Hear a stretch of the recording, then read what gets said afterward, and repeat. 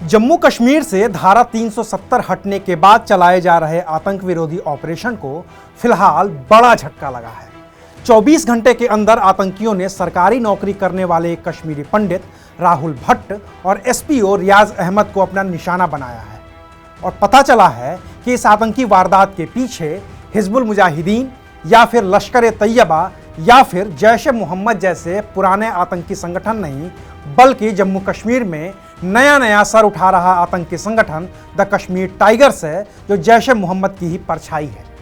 आखिर क्या है ये द कश्मीर टाइगर्स और क्यों पिछले कुछ दिनों में इसके हमले लगातार बढ़ते जा रहे हैं, आज बात इसी मुद्दे पर। नमस्कार, मैं हूं अविनाश और आप देख रहे हैं अनकट। कश्मीरी पंडित राहुल भट्ट की हत्या के बाद तो पूरी घाटी के कश्मीरी पंडित सड़कों पर उतरकर विरोध प्रदर्शन कर रहे थे।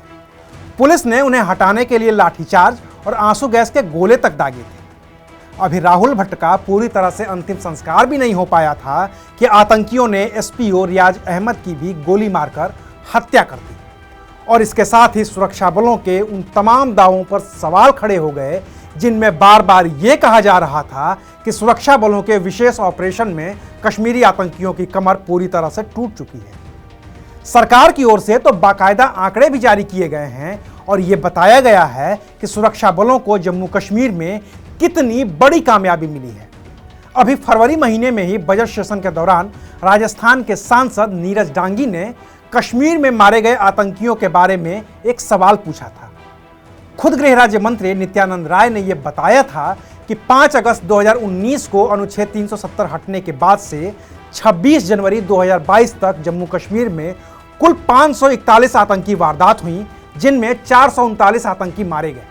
इस दौरान 98 आम लोगों की भी मौत हुई और सुरक्षा बलों के भी 109 जवान शहीद हो गए। सुरक्षा बलों का दावा है कि इस साल 2022 में भी 75 से ज्यादा आतंकी मारे गए हैं, जिनमें 20 से ज्यादा तो विदेशी आतंकी थे। हालांकि सेना का यह भी दावा है कि अब भी जम्मू कश्मीर में कम से कम 168 आतंकी सक्रिय हैं, जो लगातार सुरक्षा बलों के लिए बड़ी चुनौती बने हुए हैं। और ये वो आतंकी हैं जो दूसरे देश के नहीं बल्कि भारत के ही रहने वाले हैं। आतंकियों के खिलाफ चल रहे ऑपरेशन के दौरान सुरक्षा बलों ने जम्मू कश्मीर में जैश ए मोहम्मद और लश्कर तैयबा के कई बड़े आतंकियों को मार गिराया है। इसके बाद आतंकी संगठनों ने नाम बदलकर अपने ऑपरेशन जम्मू कश्मीर में फिर से शुरू किए हैं।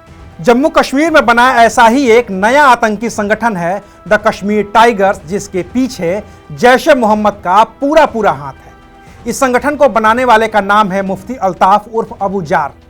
दक्षिण कश्मीर के अनंतनाग का रहने वाला अबू जार सितंबर 2020 में जैश ए मोहम्मद में शामिल हुआ था और फिर जनवरी 2021 में उसने ऑनलाइन वीडियो जारी कर इस नए संगठन को बनाने का ऐलान किया था। हालांकि दिसंबर 2021 में सुरक्षा बलों के साथ हुई मुठभेड़ में मुफ्ती अल्ताफ उर्फ अबू जार मारा जा चुका है, लेकिन उसका संगठन अब भी पूरे जम्मू कश्मीर और खास तौर से घाटी में सक्रिय है। फिलहाल इसी कश्मीर टाइगर्स के जरिए जैश ए मोहम्मद जम्मू कश्मीर में आतंकी वारदात को अंजाम दे रहा है। इस संगठन के निशाने पर खास तौर से कश्मीरी पंडित और सेना के जवान हैं। 12 मई को हुई राहुल भट्ट की हत्या और 13 मई को हुई एसपीओ रियाज अहमद की हत्या से पहले 13 दिसंबर 2021 को भी इसी कश्मीर टाइगर्स ने जम्मू कश्मीर पुलिस के 3 जवानों को शहीद कर दिया था। राहुल भट्ट की हत्या के बाद तो कश्मीर टाइगर्स ने बाकायदा एक मैसेज जारी किया है और उसमें साफ ये लिखा है कि बडगाम के चढ़ूरा में हिंदू आतंकी की हत्या की कश्मीर टाइगर जिम्मेदारी लेता है। हम स्पष्ट कर देना चाहते हैं कि हिंदू दफ्तरों में जो भी मुस्लिमों को परेशान करेगा, उसका अंजाम ऐसा ही होगा। अगर भविष्य में किसी ने मुस्लिमों को तंग करने की कोशिश की तो उन्हें भी ऐसे ही नतीजे भुगतने होंगे। हालांकि कश्मीर टाइगर्स कोई पहला ऐसा संगठन नहीं है जो नए नाम से और नई पहचान से पूरे जम्मू कश्मीर में आतंक फैलाने की कोशिश कर रहा है।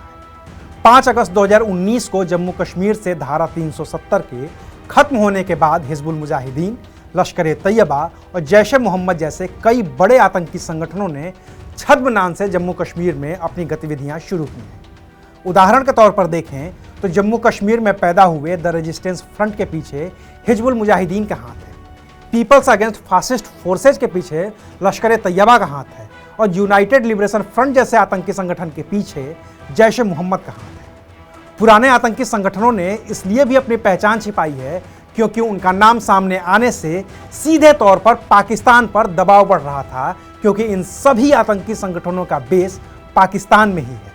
अपनी छवि को अंतर्राष्ट्रीय स्तर पर साफ सुथरा रखने के लिए पाकिस्तान ने अपनी खुफिया एजेंसी ISI के जरिए नए नए नाम वाले आतंकी संगठनों को कश्मीर में सक्रिय कर दिया है और पीठ पीछे उनकी हथियारों और पैसों से खासी मदद कर रहा है। और यही फिलहाल भारतीय सेना और सुरक्षा बलों के लिए सबसे बड़ी चुनौती है, क्योंकि अब इन संगठनों ने 90 के दशक जैसी टारगेट किलिंग शुरू कर दी है। राहुल भट्ट के मामले में भी यही देखने को मिला है। आतंकियों ने बडगाम में 12 मई की शाम चढ़ूरा तहसीलदार ऑफिस में घुसकर बाकायदा नाम पूछा कि राहुल भट्ट कौन है, और शिनाख्त करने के बाद आतंकियों ने राहुल भट्ट को गोली मार दी और उनकी मौत हो गई। इससे पहले अप्रैल महीने में कुलगाम में भी आतंकियों ने काकरान गांव में अपने घर के बाहर बैठे हिंदू कश्मीरी सतीश कुमार सिंह की हत्या कर दी थी। उससे भी पहले पुलवामा और शोपियां में आतंकियों ने कम से कम 5 लोगों की एक ही दिन में टारगेट किलिंग की थी। पिछले साल अक्टूबर-नवंबर में भी आतंकियों ने कम से कम 15 लोगों की टारगेट किलिंग की थी, जिनमें कश्मीरी पंडित से लेकर बिहार और उत्तर प्रदेश के प्रवासी मजदूर तक शामिल थे। अब ऐसे माहौल में जब केंद्र सरकार राज्य के नेताओं के साथ मिलकर पूरे जम्मू कश्मीर में अगले विधानसभा चुनाव की तैयारियों में जुटी है और इसके लिए जम्मू कश्मीर में बाकायदा विधानसभा क्षेत्रों का परिसीमन तक कर दिया जा चुका है, तो ये आतंकी घटनाएं पूरे जम्मू कश्मीर में 90 के दशक वाली दहशत पैदा करने की कोशिश कर रही है। ये न तो जम्मू कश्मीर के भविष्य के लिए अच्छा है और न ही पूरे मुल्क के लिए। तो आज के लिए बस इतना ही, फिर मिलेंगे एक नए मुद्दे के साथ। देखते रहिए अनकट।